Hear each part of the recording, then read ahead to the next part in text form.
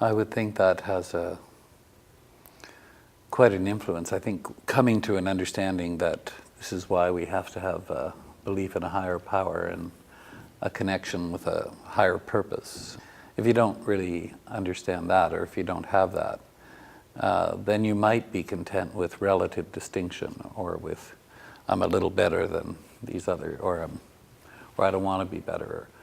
But I think that's why, faith in something greater than yourself and a commitment to a higher purpose can change things. To me, that I think if you don't end up with that, then it's very hard. I always think it's interesting. I've been involved recently in an addictions treatment center, and this concept of that's fundamental to that whole process of that you have to come to belief in a higher power, and the definition of that is obviously left to you. And from my own belief system, God is an unknowable essence that we keep striving to get closer to. That principle, why is that such a fundamental principle in the treatment of addiction? It's largely because unless you believe in a higher power, you're accountable to who?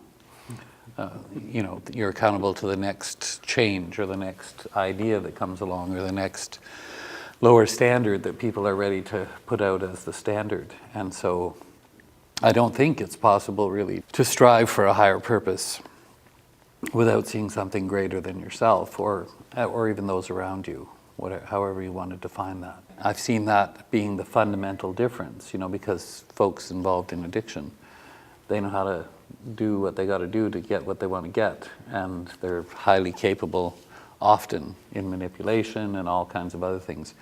And the only way really that they are going to get control of that is to get control of themselves. And that's very hard to do without this kind of fundamental shift of consciousness that we do good, we do the right thing because we believe in this higher power. And that becomes purposeful. One of my daughters was saying the other day that a lot of people focus on their own personal security.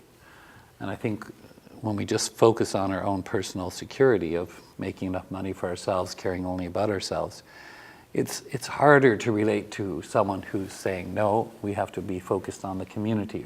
We have to be focused on something higher. Your own life gets perspective by focusing on something greater. And I think right now our challenge is we have to have a world-embracing vision. And when we have that, everything else falls into perspective.